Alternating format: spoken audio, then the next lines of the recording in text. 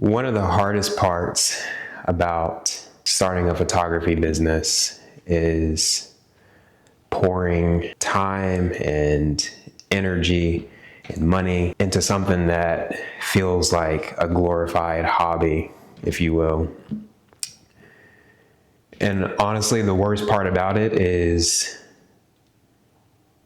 feeling like everybody around you also views it as a hobby. That's tough. Good morning.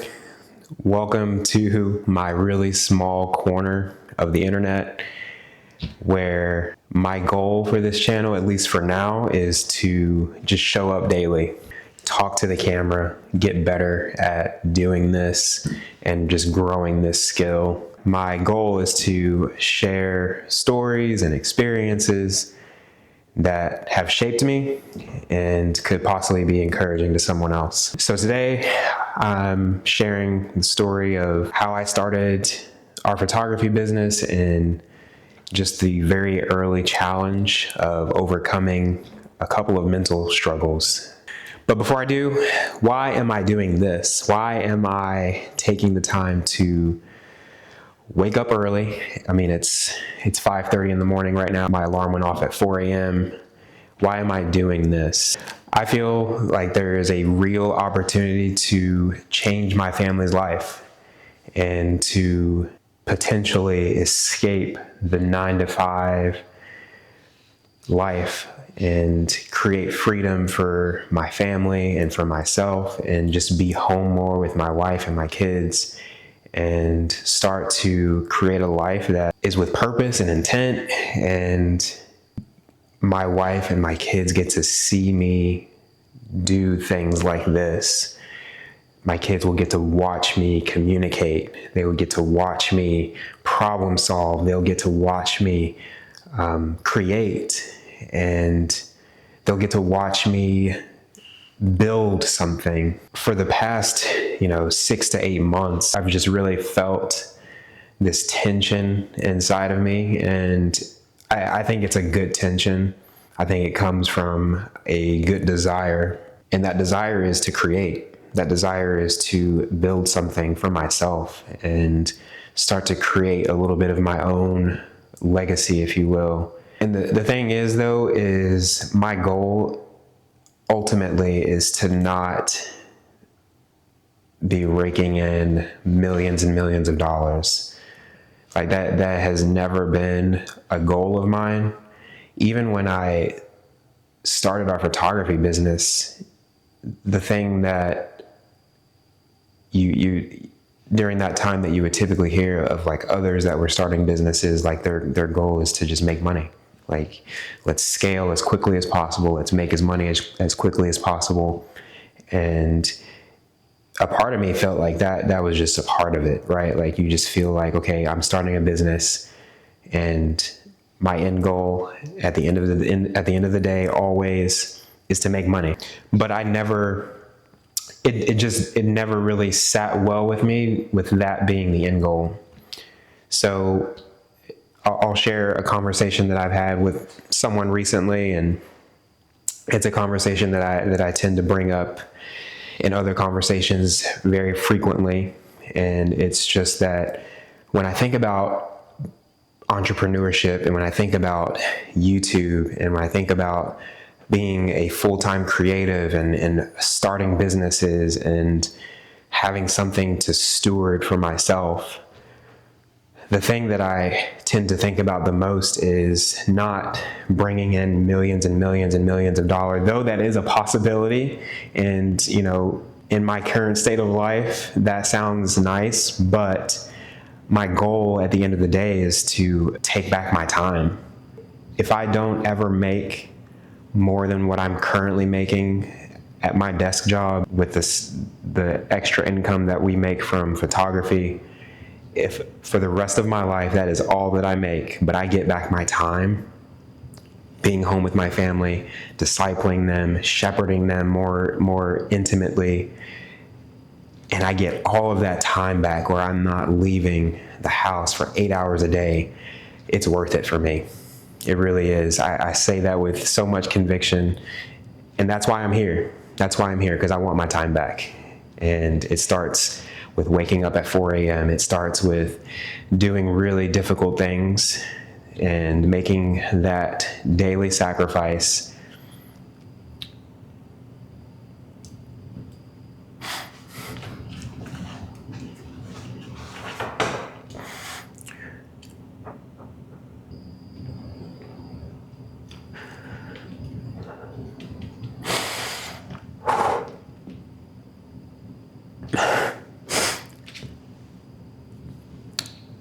Making that daily sacrifice because I want my time back with my family. I want my time back with my family. So that's why I'm here. And man, I wasn't planning on crying, but here I am. I want my time back with my family, and I'm excited. Man, I haven't felt this good about something in a really long time, since before we started our photography business, and I think there's a real opportunity here, so I'm going to take advantage of it. I have notes. I'm sorry. My continual struggle always with doing this is feeling like I need to nail everything with one take and sound absolutely perfect. And I think just the past few seconds, I've realized that that's not my lane. So I'm cool with the raw authenticity, if you're cool with it. So my second point of why I'm doing this is the really dark moments of wanting to stop myself from doing this or talk myself out of doing this. A recurring thought in my head has just been, you're going to regret it. You're going to regret not starting. You're going to regret not trying. And that has just been the pattern of my life for the last 6 months with everything, not just with this, but with everything. It's like, when I look back on my life, am I going to say to myself, I did everything that I possibly could to win back time with my family? And the recurring thought in my head was, if I quit, if I stop, if I don't ever try to do this, I am going to regret this. And so, man, I am going to do whatever it takes. I am going to wake up early before I have to go to my day job. And I'm going to commit to doing this because I see the value in YouTube. I see the value in gaining a skill like this. I see a value in building something for myself and my family. And so I don't want to live with that regret. Is making money and building businesses, is that an ultimate? Absolutely not. My hope is not in this world, ultimately. But I am going to steward the gifts that I have. I'm going to steward the level of creativity that I feel like God has given me. And I'm going to make the most of it while I'm here. So that's why I'm here. That's why I'm doing this. And man, like I said, I'm really excited. And I hope that you'll join me and you'll get to watch this 365-day stumbling of a journey. And you would be encouraged. I'll end with this last thought. Don't waste your life. Don't waste your life. Take that and run with it. So I'm going to jump into it. In the beginning of our photography business, the struggle that I had was trying to overcome the mental hurdle of, this business really feels like a hobby. And so at what point does your business stop feeling that way and it actually feels to you, as the business owner, does it feel to you like a business? I didn't have any, photography upbringing. I didn't go to school for it.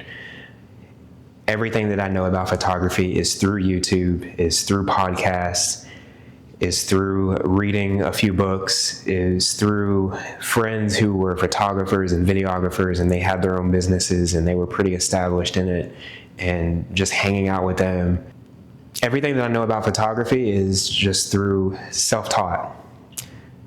I think the word is autodidact, someone who can teach themselves. So, I kind of willed myself into learning photography because I was at a crossroads, kind of again how I am now, of like, what am I going to do to provide for my family? What am I going to do to gain a skill? At the time, we were barely scraping by, and my brother-in-law had a spare camera, a Nikon, that, was just collecting dust. And he had heard or found out that I was wanting to learn photography, and the camera that he ended up letting us borrow for a really long time. Actually, it almost felt like it was our camera for a while.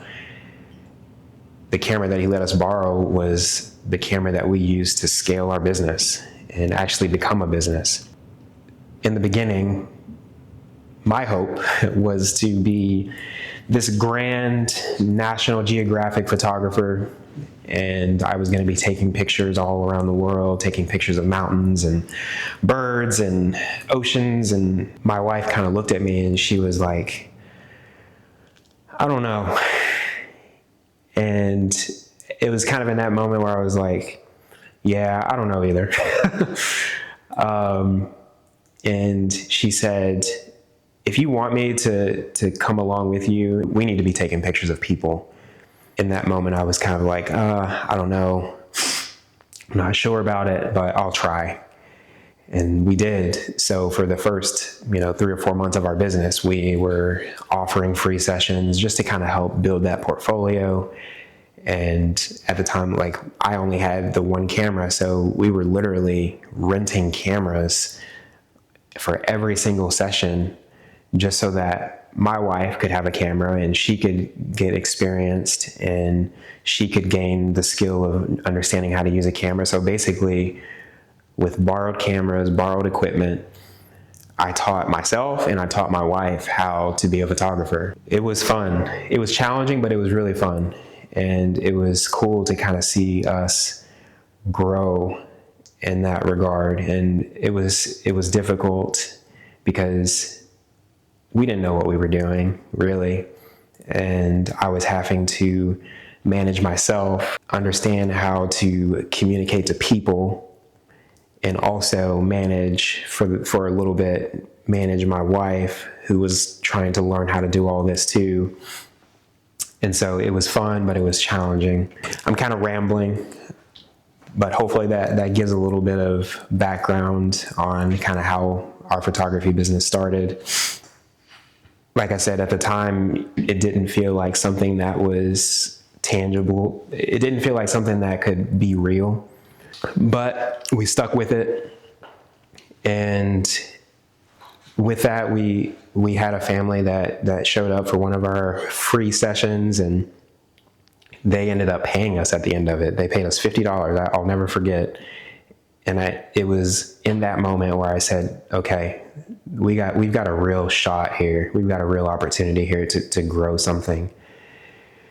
So we continued to do that for a while. We eventually ended up charging people for it. And out of the blue, we had a friend of my wife, or they were grade school friends. She reached out. She was getting married that year. This would have been back in 2019. She said, we're getting married. We have a really low budget. We know that you guys are kind of up and coming photographers and you don't really have the skill or the experience yet. Would you guys be willing to photograph our wedding? We made $1,000 off that wedding. And I think that was the second moment where it was like, okay, this is for real. So fast forward from that period, we ended up doing, in 2019, from June to December, we ended up doing about 12 weddings. And man, it kind of lit a fire under us, because we were like, okay, this is for real. This is the real deal. And we knew that it was time to consider making this a real thing. From that point, we had a pretty established portfolio of families and weddings, mostly weddings. And it was time to start looking into logos and websites. And I think that is what really solidified for us that we were no longer doing this as hobbyists, especially when we had our website up with, our wedding portfolio, because we had a landing page for clients to go to, right? Like, it was no longer reaching out via text. It was no longer reaching out via Facebook. It was, here's a link, and people went there and they were inquiring and they were asking us to provide a service for them. And that just felt incredible. Not only did having a logo, having a website up and running make things transition from, we're no longer doing this as a hobby or as a side hustle. I hate that phrase, side hustle. For a period, it makes sense, but eventually it really does become a business, and you have to stop looking at it and thinking about it as a hobby or a side hustle. Like, it is a real business that you put time and energy into. So there is a period where things do transition from a side hustle to an actual business. And not only did the logo and the website help us do that, what really kind of solidified and bonded everything together was just the trust. We had people that were willing to trust us to take pictures of them, and they were willing to give up their money, their hard-earned money, to have us take pictures of them. If you're watching this, what am I saying? What am I trying to communicate? I am not saying that having a logo and a website will magically make your business successful.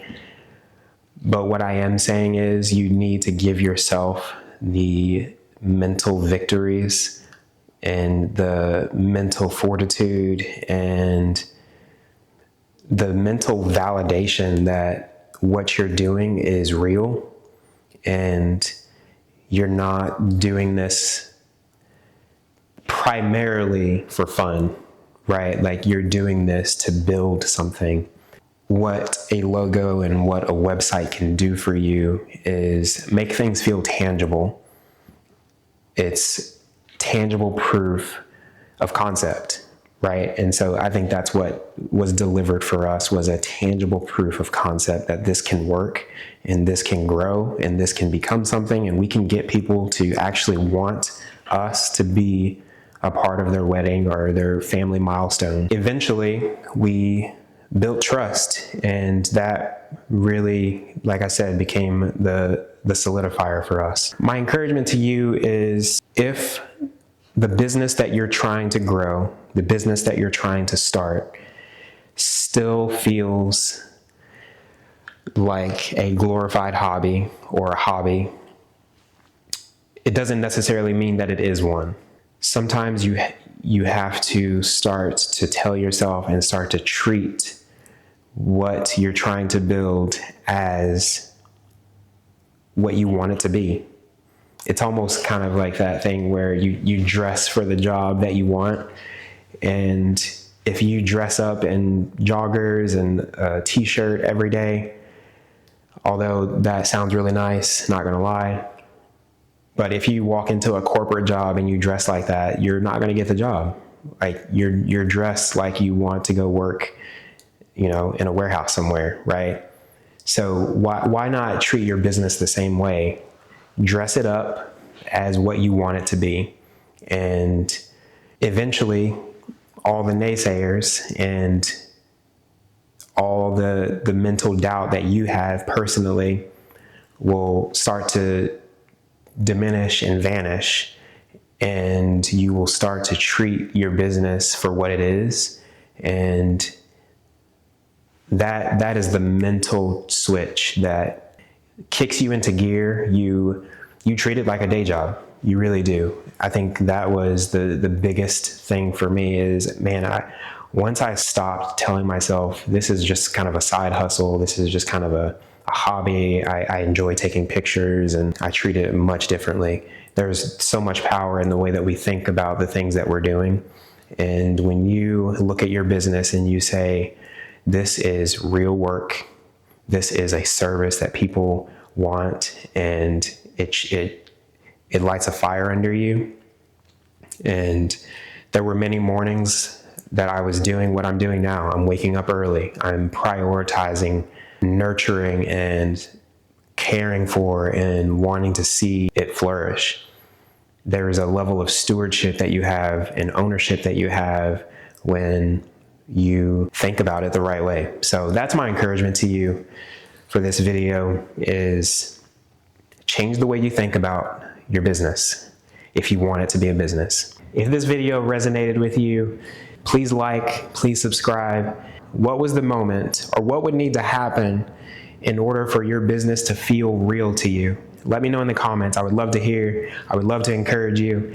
I would love to be encouraged. And if you have any advice for me, that's a good place to start. Let me know in the comments. Until then, I'll see you on the next one.